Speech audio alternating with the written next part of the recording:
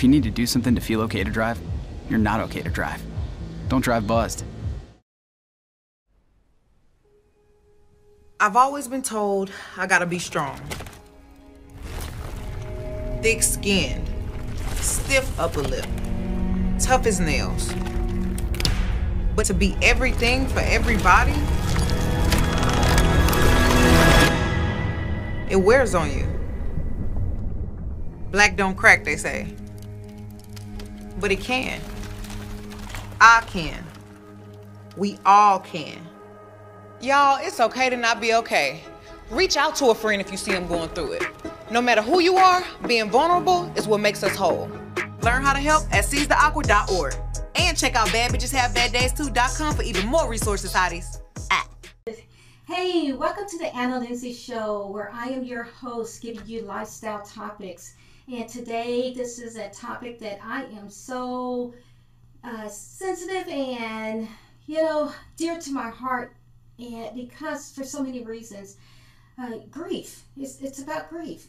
Grief is something that no one escapes in some form or fashion. But I have a guest here who is certified, who specialized and have had experiences that is going to highlight ways to get through and talk about how grief affects us. And I'm so eager to hear what she has to say.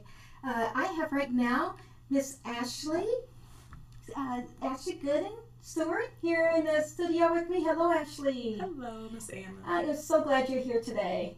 Thank you so much for having me. You're welcome. You're welcome. We have been trying to do this. We've been getting together and talking, and we're scheduled, and I'm so glad because of the topic. And I'm glad because you specialize in this topic, and it has come, you've come into it in a unique way, and I want to hear about that way. I want the audience to know about you, and I want the audience to know about how we can deal with and overcome and grow in the grieving process and from grief.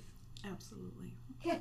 Well, you have a bio here, and I would like to read the bio. The bio is going to tell us about you in your own words. So I appreciate you, again, being on the show. And we're just going to hear more about Miss Ashley.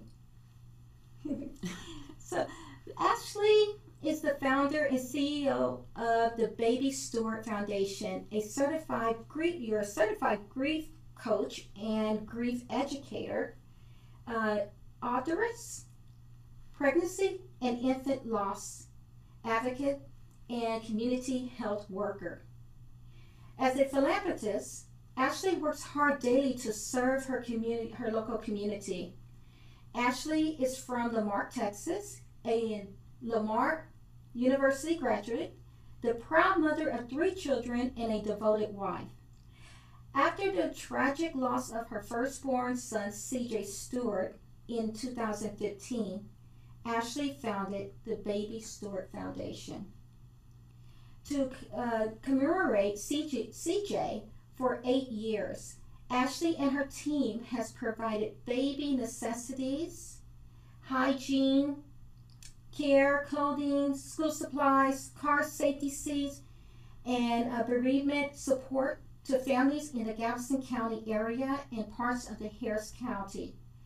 Each year, BSF, Baby Stewart Foundation, provides disaster relief to states across the South. The BSF wants to assure those who are in the need receives adequate supplies and leaves with dignity. Through strong faith, Ashley has turned tragedy into triumph. Again, thank you, Ashley. Thank you for sharing. Thank you for being who you are in this process and in this way. Yeah. So, Ashley, we have been talking. We've been talking off the camera here, getting to know one another even more. What made you want to become a counselor?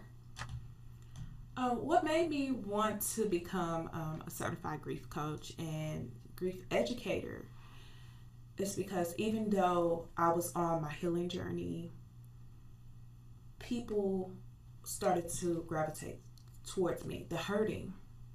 It was bereaved parents that, heard my story.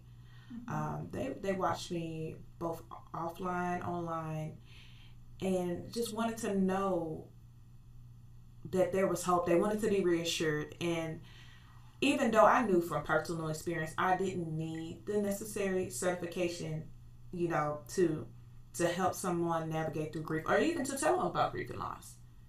However, with these vulnerable populations, as everything changed during the pandemic, people sitting with their pain, people sitting with issues that they didn't even have a name for it until they sat at home during this, during this pandemic and the shutdown. Okay. And I was like, wait a minute. And then that's when it dawned on me, like, a lot of these things people are going through with grief and loss. Grief and loss is so broad. It is. Loss of self, job loss, finances, yes. Death of a loved one. These were the things people were going through. Yes. So I was like, let me just make sure that I get the necessary tools so I can help these different populations. And then in return, I was able to, still help myself. Yeah. So you grew right along with the call that you felt. Was it like a call that you felt? Absolutely. It was a calling that I ran for so long. Mm-hmm. Because it didn't matter what my job role was outside of, servicing the community through my 501c3. It didn't matter. I was like literally doing work from home, working on the tobacco quit line. And you would never think on the tobacco quit line that people will call in and they're experiencing infertility issues. Okay. They had stillbirths. They had miscarriages. They had child loss in different ways, even grown children that, passed. So I had to take off the clinical questions that were very insensitive, asking women, these difficult questions just to screen them for tobacco, nicotine and non-nicotine products to help them with their quit journey. So as I'm going through this, these people were crying and in pain, even through those questions. Yeah. And I'm like, wait a minute, now I see myself coaching them not on quitting smoking anymore, but getting through grief and loss. Yes. I could be in a grocery store. Somebody can vent to me. And it's about loss of a loved one and just having a difficult time just dealing with the grief. And they probably didn't even know who I was or my story, but these were the people that were coming to me. You found yourself. You found that people was just gravitating to you, and this just showed up constantly. Yes, and so I had to stop running from it and just just throw myself in this. Wow. So was it just the experiences brought you there, but was it just a moment that came? You're in your bed, and you're like, okay, yes, I'm going to do this. How did that happen? I'm going to pick up the mantle. I'm gonna help people in a deeper way. I'm gonna commit to this. I was kind of, laying in my bed, hearing God speak to me again about it. I said, okay, let me do some research online. You know what? Okay. Let me find an institute or somewhere I can go and get this necessary skill set and certification. And so that's what I did, and I ran across the Institute of Professional Grief Coaches. Okay. And the founder of it was Dora Carpenter. And me and her talked, and I told her, about my loss. And I felt comfortable, and I was like, well, when do I get started? And she was like, oh, you already in this, you got to start soon. Yeah, she's seen it in you. Yeah, she did, and that was the starting point for me. And then ever since then, I just kept picking up different classes and courses Then I did the following year David Kessler's grief educator class, and as I spoke to you earlier about David Kessler, yeah, he when it comes to grief and loss, and being a bereaved parent, like he's that guy. Okay. He worked with Elizabeth Kubler-Ross, like the founding mother of all of this, the one that created the 5 stages of grief and talked deeply about that. So he had the privilege to be trained under her. And so this is someone that I had the privilege of getting the tools, the training, the ongoing support from. And even though like this is a hurtful, painful, road and journey, I wanted to restore the hope of someone and let them know that it's life after. You can move forward in a positive direction. You don't necessarily have to like throw yourself into philanthropy or volunteering. You can do this stuff when you're ready. Right. But it's other ways to get through it and not have the negative damaging effects on you, the depression, the darkness, and just feeling like you're alone. So I had named my coaching business Pocket Full of Hope. Okay, good. And keep going, yeah. And with Pocket Full of Hope, people's like, oh, it's just, you're coming in, there's flowers everywhere, it's pretty, it's pink, it's inviting, it's warm. And I was like, well, that's the direction I wanted to go in. I didn't want to walk in dark and gloomy because this is a difficult topic. You didn't want them to stay in that stage. You wanted them to move out. You wanted them to see the hope. Now, is this a place? Do you have that place now, or is it it's an office, or? It's not an office. Okay. It's mobile. It's virtual. Okay. And what I do is coach my clients. Most of them like to like the phone one-on-one time. And that's needed. That's good. Yes. So they don't like the Zoom quite yet, or groups. Workshops are fine, when it's, conferences. Like they do the Compassionate Friends National Conference this year in July. So I had the privilege during the month for bereaved parents. Okay. And I was in Denver, Colorado for that. And that workshop was called Infant Loss, the Good, the Bad, and the Ugly. Okay. So in that space, a lot of people that experience miscarriage and stillbirth, infant loss, or maybe like the loss of a small child, we all were able to sit, and I made the environment very comfortable, very safe for them to scream, shout, curse, because a lot of times we block out the negative emotions tied to grief. And I wanted them to just release, just be able to relate to other people that have gone through it. Would you encourage someone who is experiencing grief of any form? You and I, we talked about grief is not just, it's just not just loss, but it comes in, it's loss, but it comes in different forms, in different ways. Would you encourage people to get into groups and services like that you offer? Is that I want to say the most, how can I say this? It's not the most of the only way, but would you highly encourage people to not isolate and go towards groups? Absolutely. So I feel like it's baby steps. Baby steps, okay. Because maybe first you want to start, like within that first year, immediately go to therapy. Okay. Find a therapist, because that first year, it has made or kind of broken down like the best of us. One-on-one with a therapist. Okay. First and foremost. Because if you have issues deep-rooted in depression, you feel like you can't get out of the dark space, you're having, bad or negative thoughts, you're oversleeping, undereating or overeating, alcohol consumption, or, just abusing like illegal drugs. So that's the point where you need to find a therapist ASAP. So that might look like a therapist that you might find through your employee assistance program. Okay. through your insurance, or you might want to go to your local communities to go see what the resources is within your county for mental health.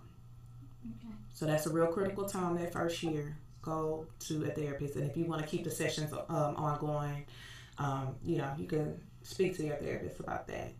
And then make sure it's a therapist that you're comfortable with. As many times I had to switch therapists. I'm like, this isn't working for me, but I knew I needed it. Mm-hmm. This isn't working for me. Let me go find somebody else, because this is a real critical time. You knew you needed it, Mm-hmm. and other people may know that they need it. You kept going. What made you keep going? Because a lot of people don't. They have a bad experience with a therapist and stop. It's like, all counseling and therapy is the same. I didn't get anything out of it, or it didn't work with that one person. What made you keep going? What made you say, I'm not going to stop. I'm going to find a different person? Because I just knew that this was a difficult process. I couldn't talk to friends and family or solely rely on them. That was unfair. I couldn't unpack all the emotions and the baggage on them. I needed someone that was unbiased. Mm-hmm. I needed someone that was, going to make me feel good and uplift me, and also, draw out the ugly part of grief too. So that's what made me keep going, because I just wanted to heal myself. Wow. You just want to heal yourself. You did not give up. That's impressive. So you can probably know by having your own experience is each stage and exactly where people are. You've been doing this for a while? Yes, I have been doing it for a while, even before the certifications. Mm-hmm. So just providing the support, just with walks, awareness, especially in the month of October, because October is infant loss awareness. Mm-hmm. Oh, is it? Mm-hmm. So it was just important for me to either, have the events, just speak engagements, just talking about it, just keeping the conversation open. And I think, right now society is more in a death positive direction. More people, especially as millennials, are talking about it. Mm-hmm. We know that the first steps to healing is talking about it and being open and transparent. Mm-hmm. Okay. You have an organization, and obviously you're involved in events. You just mentioned a few of them, the conferences and the events. You have one in particular. It is the BSF Foundation? Baby Stewart Foundation, yes ma'am. Baby Stewart Foundation. What is Baby Stewart Foundation? Okay. So Baby Stewart Foundation is a 501c3, and this is something that I founded in memory of my son. Mm-hmm. So it doesn't completely center around his life, but it's just keeping the legacy and keeping him alive. Right. So, and this is just through helping families, strengthening the community, helping vulnerable individuals. And, it's a lot of times I hear, single fathers, single mothers, even the senior citizens that we serve, say that, sometimes I just feel forgotten. And you made me feel seen. You made me feel heard. And that just, it keeps me going. It keeps me encouraged. Because, it's hard. We're going to take a short break here, Courtney, and we will be right back. I'm Jenny Garth, and as a mother of 3, I know kids worry about a lot of things. Getting enough food to eat shouldn't be one of them. But here in America, that is a real worry for 1 in 5 children. Even though we are one of the most food-rich countries in the world, 15 million children don't know where their next meal is coming from. This is unacceptable, and something the Feeding America nationwide network of food banks is working to solve.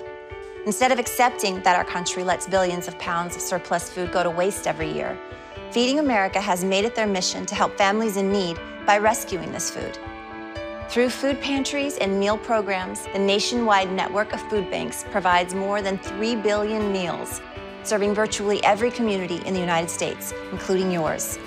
Join me in supporting Feeding America and your local food bank by visiting feedingamerica.org. Together, we can solve hunger. Together, we're feeding America.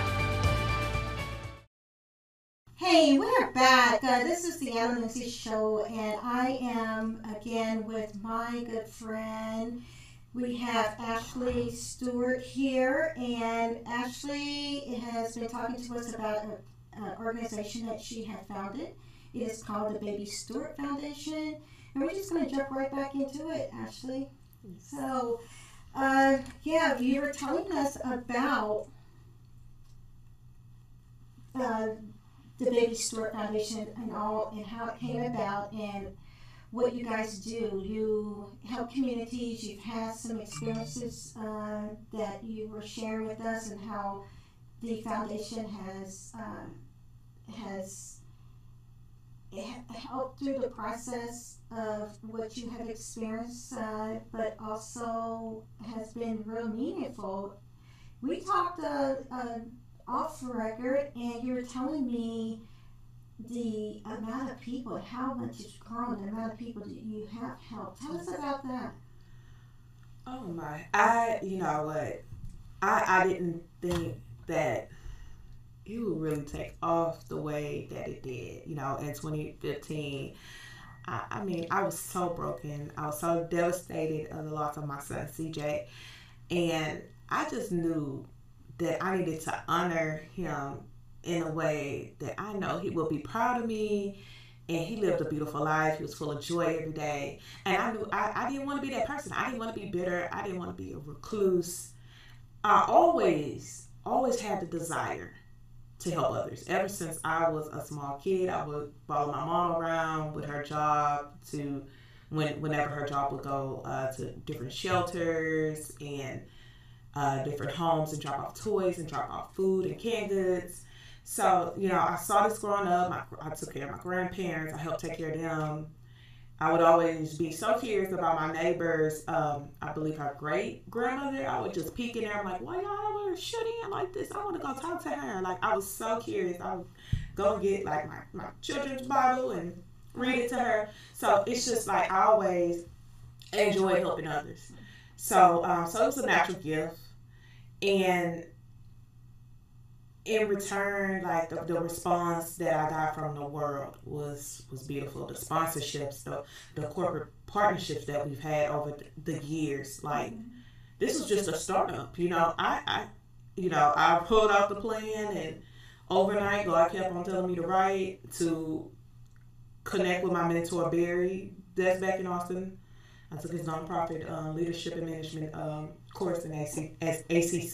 Okay. So that's Austin Community College. So Barry Silverberg, like, if it wasn't for him, it would have never happened. And this man told me about 5 or 6 times I wasn't ready to run a nonprofit. But once I reached out to him, after getting a runaround from everybody saying they would help me start one, because I didn't know which direction to go, I was grieving. He was like, say less. And this is a man that charges about up to $5,000 per client.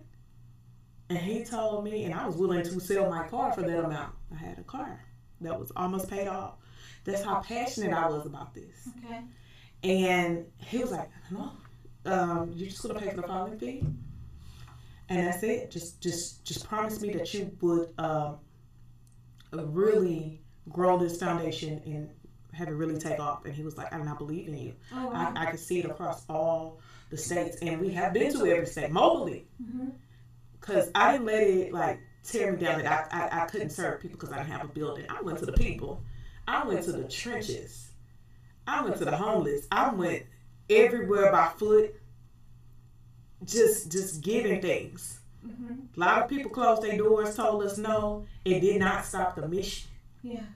All in Louisiana.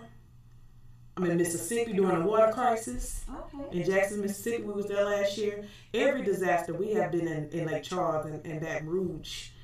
Even during Hurricane Harvey, I was determined to to help my people locally too. Like I had diaper boxes I'm giving to people. Yes. Senior citizens got adult diapers.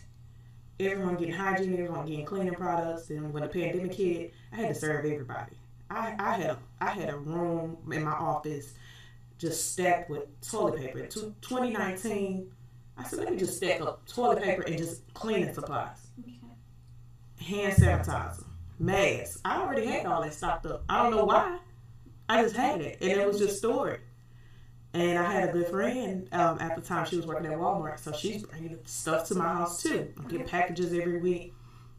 So when that pandemic hit, I didn't know I was preparing for that. Wow. So I got a lot of calls from senior citizens. They couldn't get up at 7 o'clock in the morning and go shop and fight off crowds. So that's when I stepped in. I delivered it. No mask or nothing, no gloves on. I didn't even know what COVID was. Never heard of it until 2020. Still put myself at risk, not knowing the seriousness of this, the severity. Yeah. And here I am giving out all these things to make sure the people was good. Yeah. So who's we? Who's your team?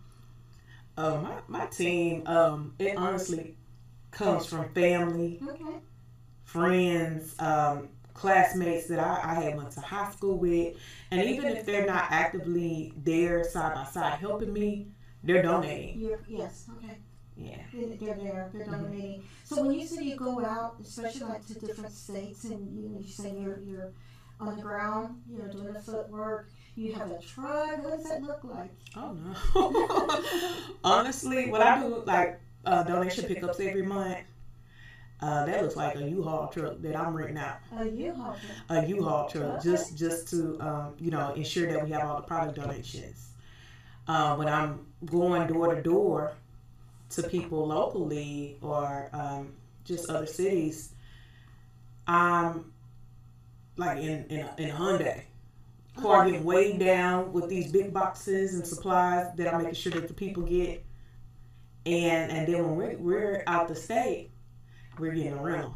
Okay. So we rent like a maybe like a 7-passenger vehicle to ensure that all the supplies and everything gets there. And then so my children can also come along. And, they're with me every step of the way. They see mommy, they see daddy doing this in real time. And sometimes, my mom will go out of state with us too. Okay, so the whole family's involved with it. What type of, do you have a memorable or just something you can share as far as when you're delivering? What does that feel like for Baby Stewart? It is an emotional experience. It's just, sometimes the feeling is so overwhelming. Like I see people living in the worst conditions. Like we take things for granted, like being able to take $5 to $10 to go to the store to buy, soap, toiletries, maxi pads, a sleeve of baby diapers. These people gotta make a difficult decision. Am I gonna take this $10 to $15 to get to work for the week to put the gas in my tank?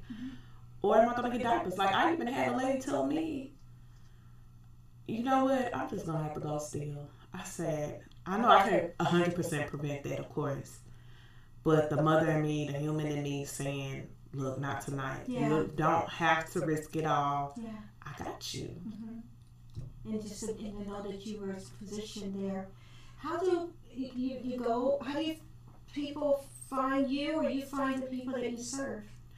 They find me because I'm very responsive on our Facebook page, on Baby Stewart Facebook page.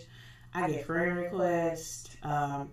They come to my personal page inquiring, or maybe referring a friend, or they'll see a post I make and be like, hey, I'm interested, and then I kind of follow up with them from there. But a lot of word of mouth mainly. But now donations have got to dwindling down. So, I lost a lot of partnerships due to the pandemic. A lot of people had to shut their doors permanently. A lot of the corporations. And, yeah, so it's getting smaller and smaller, but we're still finding other ways to give and to show up for the community. Yeah, you're not giving up on it. No way. Yeah, that's my next question. What's the where do you see Baby Stewart Foundation, where, sometimes we have these moments where things do change, in our businesses and organizations, and that's okay. But what's your vision? Where do you see Baby Stewart Foundation going? In the future, I see Baby Stewart Foundation still being mobile. Okay. However, I do see us being able to serve more people out of a building somewhere locally, Texas City area, Lamar area. That's what I'm striving for, a building for us. And even maybe monthly, I could just park in the most populated areas such as Carver Park once a month. Just have all these things that people may need. Mm-hmm. They can come to the truck and inquire and get it right then and there. I can come to the people because transportation is one of the biggest barriers for a lot of people out here. Yeah, I can see that. So being able to have a place and just keep growing with it. Yes. Yeah, I see that. I can see you. You're there. You have, of course, the heart and the vision and the passion for it. And I don't see you stopping. So yeah, that's very sweet. And I was just curious. Like I said, the question is I can imagine how your son feels. Towards and you keeping knowing that is a tribute to him in helping. Was he like that? Was he? Well, since he was an infant, when he passed, so I didn't get a lot of. No, I had enough memories to, to make me feel, blessed, and like he really touched my life and changed me. As a mother, he's the one that made me a mother. But just waking up, him smiling every day, filled with joy. He didn't know the pain. He didn't know the hurting. He didn't know that mommy was underpaid, just living in a bubble, working at this call center. That didn't even appreciate all that I've done. All that I contributed. So he didn't know these things. And I just feel like a lot of kids, their parents are trying. It's a lot of working families here. I don't like to call them working poor. I like to call them working parents because they're trying. They're doing the best that they can with what they have, with the resources that are very limited out here. Yes, and the cost of living getting even more expensive. We can even go there. Right. Yeah. So these are, real life problems that I feel like families should be humiliated about or punished. So that's why, because I know what I went through, first time mom, and the struggles of facing homelessness, nights of being hungry, like I said, going to work every day and being underpaid and still not being able to pay the rent and the bills, still coming up short. So I know how it feels when I resided in Austin, how charitable those organizations were, how compassionate they were. I know what they done for me, and I couldn't ever pay them back. So that's why I decided to, pay it forward and to that's what led me to come back here and just actually serve the people because it's needed. Yeah, not everybody will do it though. That's what that's, you should be. And I know you don't look for the praise in doing it, you just look for the results, but not everyone's going to take it the time. I think it's a special call, for people who do take on those type of missions. And I just want people to know that you have room for support. You have room for people to come in and link arms with you and help you. Because you have organizations and sometimes you don't know what's going on in between, if you can trust it and all that, but I know you can trust yours. So thank you. I just want to personally say thank you for what you're doing. I do want to talk about something here. We have Miss Ashley's book. It is Growing Through Grief. Ashley Gooden-Stewart. So Ashley, what's the book about? So the book is about my personal takes and experiences with grief and loss. And just showing that, grief is not a linear process like the 5 stages of grief. So we can kind of debunk that, because not everyone is going to experience every stage or every emotion. Sometimes your emotions are all over the place, and that's okay. So the book is just letting a person know kind of what to expect, and that it's okay not to be okay. Mm-hmm. And what it looks like when you're not okay, and what it looks like to have support and just feeling supported during your grief journey. How to communicate these things to your loved ones. Yeah. So you said it's okay not to be okay. So let's talk about some of the ways that grief show up. We hear the common ways. There's different triggers with grief. Absolutely. And the triggers come, and then you have people who go through, they get through it themselves, and I think it depends on the magnitude of what you're experiencing too. And then you have some who get there and they get stuck. But what are some of the triggers? Okay, so grief triggers can be simple, like a color, a scent, a sound, maybe like the route that you take home from work. So grief triggers can come and they can go. But the thing about it is, once you have the trigger, you need to acknowledge it. You need to have a plan set up. When, because you could be at work, you can be at the grocery store, you can be at school. You need to go take a break or a walk or a sip of water, or maybe phone a friend until you get back to that space where you're okay and you can finish the task at hand. So is the trigger, and I guess I got a little ahead of myself because you just answered it in a way that I hadn't heard of, and I appreciate you giving insight on that. Is that from someone who has a lingering grief, or an experience that they're in the grieving process, and that's how you manage it?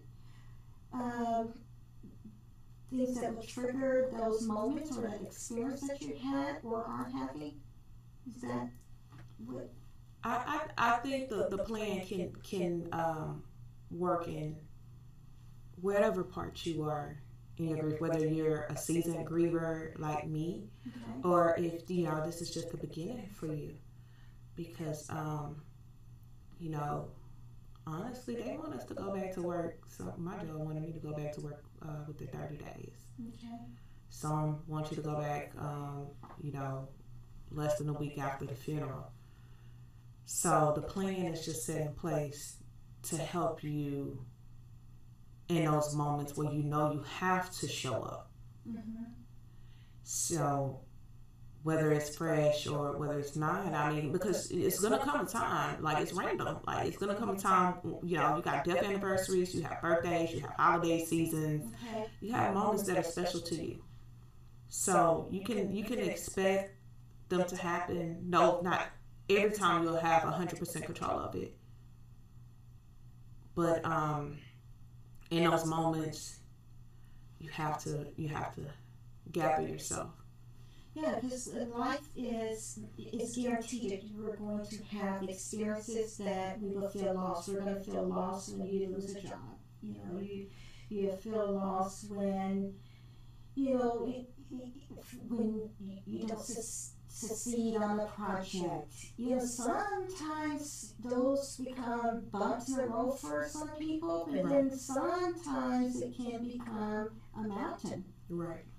And so we want to pay attention to that so that we don't find ourselves caught too far off guard, or thinking it's just me, it's just me. No one else experiences life. And I think a combination or a bombarding, like I said, a repeat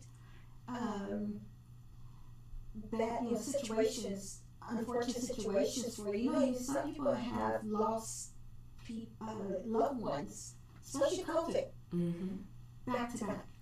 And it seems like one thing after another, and it's like, how do I get on my feet? How do I, recover from this? Or even situations where you may have been the fault of something, and it's just a sad situation for other people. Right. It's just different forms of grief and how it comes to us. It comes to us different ways. Guess what I'm trying to say is that everybody's experiences on some level. So, what would you tell someone? You said it's your season, meaning you've been in that you kind of situation, and you don't forget. You live with it every day, right? But you live with it. You live with it the best way you know how. Am I saying it correctly? Right, and that's true. And the pain. People want to stay connected to that pain from day one, because they feel like if they don't, and that's the moment of being stuck, that they're kind of letting that loved one go. So, right. So you don't have to be connected to that same pain level as day one. The initial shock of finding out or discovering, that loved one. So it's okay to release the negative emotion, to release the pain associated with it, and to forgive yourself for however the situation was. I mean, even if it was, for instance, he wasn't at fault, it was, homicide or something. You have to not beat yourself up about it, because, it was beyond your control. And honestly, you wishing bad on the person, and, thinking negatively, wanting to seek this revenge. And it's like, you're drinking the poison, and you're the one getting sick from it. You're the one hurting and harming yourself. Eventually, people have to make their peace with the things that they've done, right or wrong, indifferent. They have to let them make that peace. But your loved one wouldn't want you to stay connected to that, or to blame the doctors, the nurses, or any of that. Yeah, and it's all we hear it from, and we know it, and sometimes you even know it. But how do you get there? I love the fact that you said you have to pay attention to that trigger or that feeling to help counteract. What are some other ways to help heal from grief? Do you have any other? Yes. Okay. I serve a lot of clients, diverse clients. So, with our community, with the Black community, we want to tell people to pray about it. We want to tell them to go to church, or if they are grieving and stuck in their grief, we want to say, oh, your faith is not there. Where's your faith? I mean, and if that's your faith walk, whatever spiritual beliefs you have, that's fine. You gotta rely on something that's gonna keep you inspired and keep you motivated every day. So whatever spiritual belief that is, that's fine. But you also have to do the work. Like I said, the therapy. And over time, if you feel like therapy is good, but I want peer support, you want to reach out to these online communities. Compassionate Friends, like I said, I found them online first, learned about their national conference after almost a year after my loss. Then I felt comfortable to be around other people. But to engage with, you know, kind of like-minded people. Like, you can put them in different categories, you know, the different groups and hobbies and activities that you have, and kind of keep yourself uplifted and you know, staying present. Because like my grief friends, I know I can't do every single activity with them, but I know for sure I can call them anytime I have a trigger, or anytime I'm having a bad day. I can reach out to them, and it's a safe space. You know, everybody's grief is unique. We may have similar experiences. You know, not every day is the same for each griever, but just to, you know, like you said, just to know that you're not alone in it. It's like, you know, someone went through it, and their life is an example to help you get through it. Yeah. Do you find that? Do you find, especially on the professional side of it, do you that people say the wrong things to someone who's grieving? Absolutely. What are those wrong things? How can we get it right? From medical to churches to, you know, your family and friends. Like, I've heard people say, well, you know, your child is with the Lord, and that's okay. That's where you should strive to be. Or, you know, God doesn't make any mistakes. Or doctors telling you, oh, that happened so long ago. So, you know, what are you worried about? You know, it's just very insensitive. I really don't believe that people shouldn't say nothing at all. I mean, if you want to sit with a griever while it's fresh, witness their grief, yes. If you want to provide them with some kind of resources, yes. But you cannot force it on someone. Right. You can't be offended if a person is not open, because it takes time, you know, and they have to feel whenever they're ready to receive whatever resource, whatever counseling, whatever coaching, whatever peer support. But, you know, I think we need more training within our community, like the people that are community leaders, the people that are religious leaders, our medical professionals definitely need some training and some sensitivity on grief and loss. What would you like? I mean, everybody's different, and people may feel different at different, stages and times, especially like you said, when it's fresh. What's one thing that helped you during the fresh stage? When it was fresh, was there anything that helped from someone else? From someone else, it said or did. It really helped when people came and they just came. Like they dropped everything and they came to me. They came to sit with me. They came to talk. They came to listen. They came to, just maybe like get me groceries, get me food, go with me to make important decisions as far as funeral arrangements, picking out clothes for the funeral, having to pick out, just everything with the child as far as, preparing him. So those are the things that stood out the most to me, was the people that physically came, that showed up. Okay. Was there anything said that stayed in your life, that someone said? I'm asking because I want people to be aware of the right way to help someone who has experienced grief of any kind.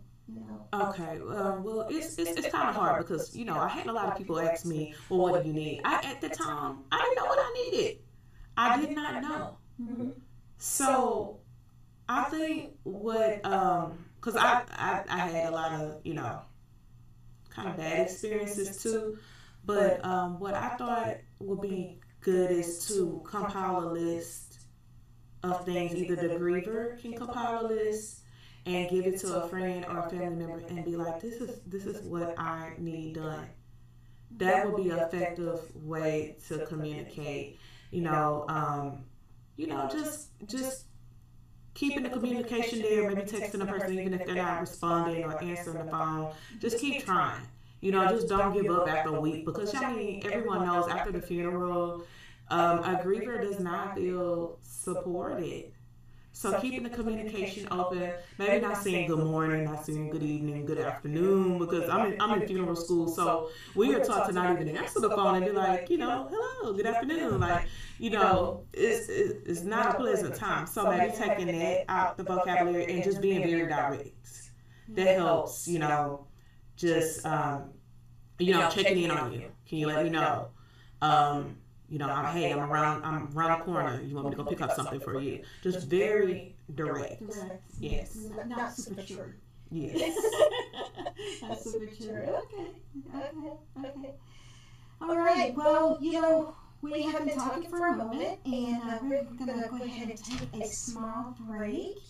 Again, I have Ashley here in my studio, and we are talking about grief. We're going to dive in a little bit more. We'll be right back.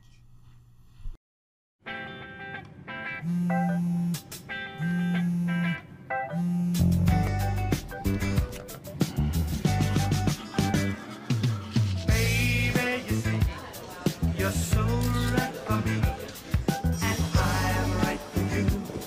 I love the things you do, like sweet tasting wine. Your lips are so divine. Your loving turns me on. My lonely days are gone. That's why I'm never gonna let you go. Never gonna let you go. Babe, I'm never gonna let you go. No, never gonna let you go. Baby, never gonna let you go. Never gonna let you go. Babe, I'm never gonna. Here you go. Thank you. Thank you.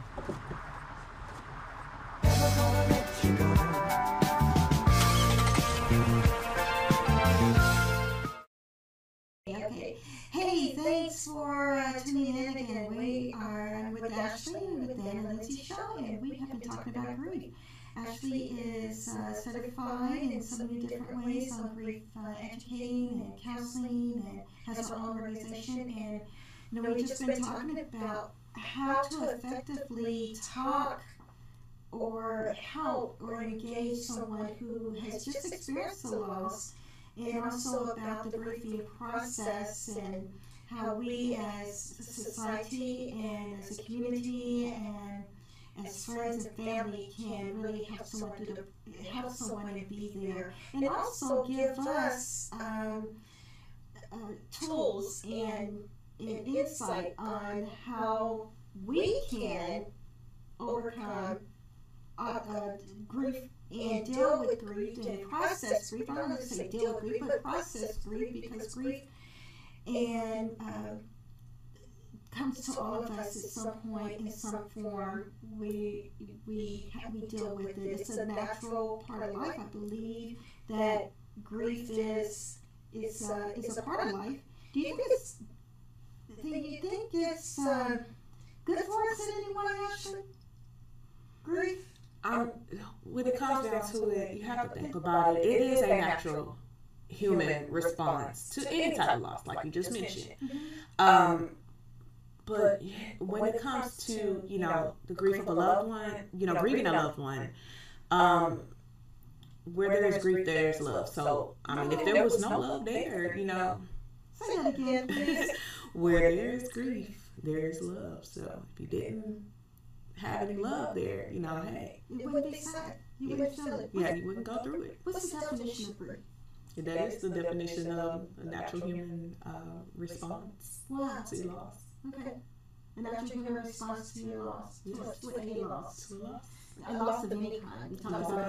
We talked about, and you wanted to highlight that is, yes, the most apparent one is a loss of a loved one, a friend, or someone that you know, but then we have, again, we wanted to highlight other types of loss that we experience, and that could either, get us moving through it, and we learn from it, and we grow from it, and we become more loving through it. Yes. We become a different person through it. Absolutely. Or it can become something that will paralyze your life. And this is what we're talking about right now. Not getting paralyzed, going through it in the most healthiest way we can. guess that's the way it could be worded. That's true. Yeah, absolutely. Let's talk about, just we're coming to a close here, but let's talk about children grieving, and grief with children. Okay. Have you had experiences with that, and any advice to give parents who have a child underage and some of the signs about that? So with children, especially with small children, they may experience loss such as, the parents getting divorced, maybe losing a home, a pet, or maybe a friend moving away, or them even changing school. So those are the common things that they experience at a very young age. And as time progresses, they, may lose loved ones and friends. But you have to talk to them about it. It's no way around it. You want to make sure that the conversation is, age appropriate. And, it also depends on their maturity level and their level of understanding. But with children, they know more than what we think. And you can't shield them, especially with the society that we're in, with technology and advancements and them being able to access computers and phones and tablets. So one way or another, they're going to find out. You just want to make sure that they find out in the best informative, healthy way. And keep those lines of communication open. Like, even if you're grieving at the time, maybe it's the same thing that you all are grieving over, be open to the questions, because kids, the questions are going to be completely random. It's going to come later. And another thing that people usually do is keeping children away from the funeral. It's okay to bring them there, because a lot of times you're talking to these children as they progress and get older. They have regrets because they didn't get to pay respects to auntie or grandma or grandpa. No closure. Yes. We see it's closure for us, so we want closure. I can see that. Right. I can see that. Any other ways that it shows up? I mean, behaviors of it. Yes, but if it's kind of trickling down for them is, maybe they're declining in school. They may appear to be like maybe hostile or angry. You might get bedwetting, maybe a decline in their like social skills and just cognitive skills, and that you'll see that decline. So that's when to maybe talk to the school counselor, or maybe seek some kind of family therapist for them. Or withdrawing, some of those. Just don't take it for granted that, and don't leave them out of the process, especially if it's something that the whole family is experiencing. Yes. Yeah, or just paying attention and being proactive and saying that, hey, this has been a life change. So let's make sure that everybody is being addressed. Yes. What about teenagers? With teenagers, that's because they get to that age where they do know a lot. They do have a lot of experiences than the smaller age kids. And if you see them, being depressed, maybe having suicidal ideations, withdrawing, of course, lashing out, or just maybe, bottling in everything. Talk to those coaches, talk to the teachers, see what the progress is like in school. Maybe even group therapy will be more effective for them, and peer support. Sibling loss, once they get teenagers and a little bit older, might be a little bit more common for them. So, Compassion Friends also caters to sibling loss. And they have their own groups, and they bond with each other, do activities with each other, because, with that particular loss, a lot of time, children or even adult children get neglected because everyone caters to the parents. So, Well, I didn't mean to cut you off. I'm just like agreeing. So, what do you say to someone, or even a teenager or an adult who don't want? I know we talked about it that you have to give them time, but it's time. But then they're still resistant to getting help. Do you have any tips on helping families? Pull someone in that, there's been a time we need to really address this. And they're like, no, it hurts too bad, no, I'm not going to talk about it, just shut down.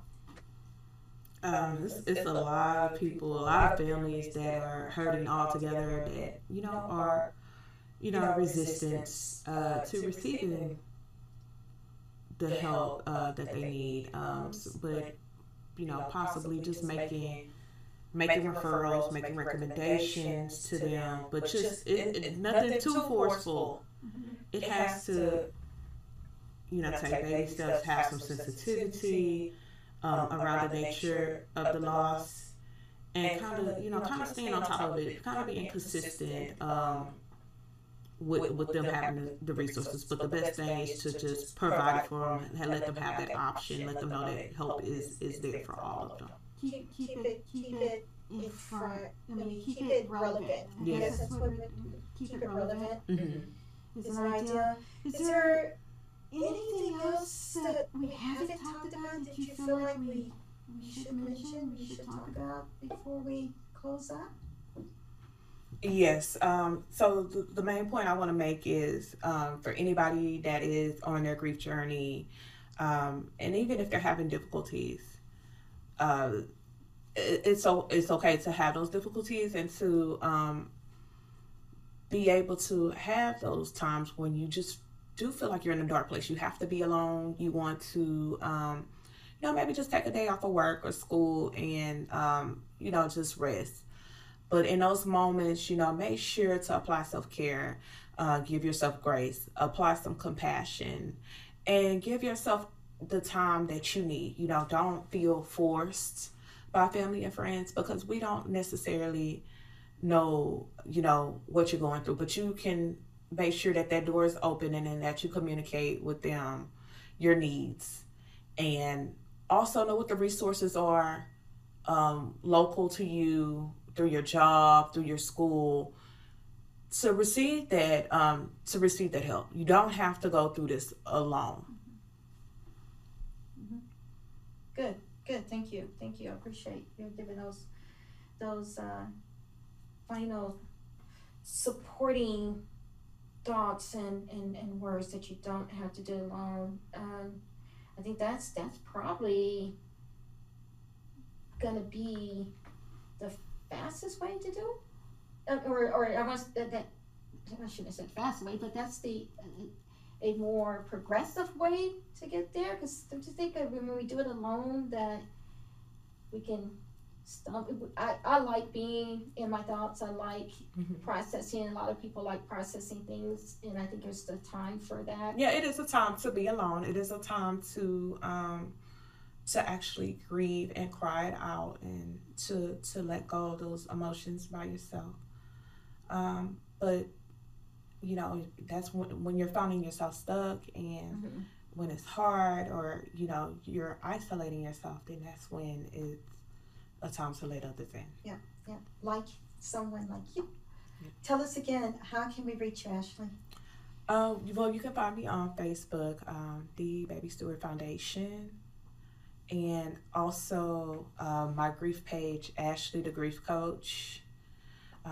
I will respond. We do have a website for the grief, Pocket Full of Hope, griefcoachingandsupport.com.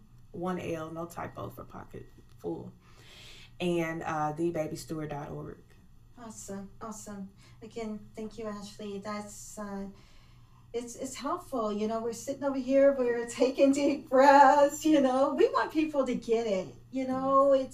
I share with you, we all have experienced grief. We want people to get healthy, to get support, and to live life in the most healthy and best way that is possible in dealing with life tragedies, life situations. You know, that's why we're here. Our experiences, someone else's experience can help you along with that, and to be the best person that we can be while we're here. And definitely do something good, because this lady's doing great things and great things with something that had been so painful in her life. So again, you have been watching the Anna Linzie Show, and I am so glad that you tuned in. I am sure that something and a lot was said that is going to make us think, make us be more sensitive, make us think about others, and also wrap our arms and be a good. Let's go and be a good to one another. We're here together, and it's in us. It's in us to be good. So again, this is the Anna Linzie Show. You can find me here weekly on Mondays at 6 p.m. Central Standard Time. Thank you, Clark TV, and thanks for tuning in.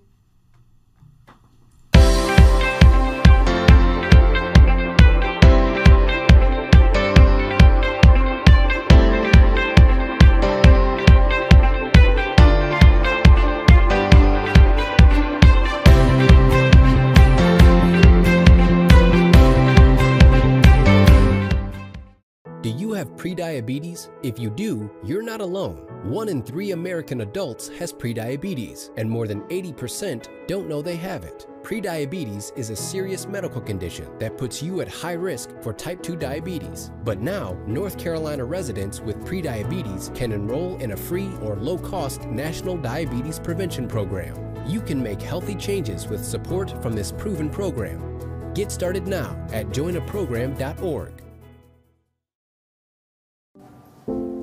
When the stadium lights are dimmed, when the cameras stop flashing, when the pads are off, the pressure sinks in and it's just me in a world of expectation. Nobody can carry that alone. But pressure doesn't have to be carried alone. What if we came together as a team? Embrace talking openly about our mental health. If we reached out, checked in. Seize the awkward. Imagine what we could do.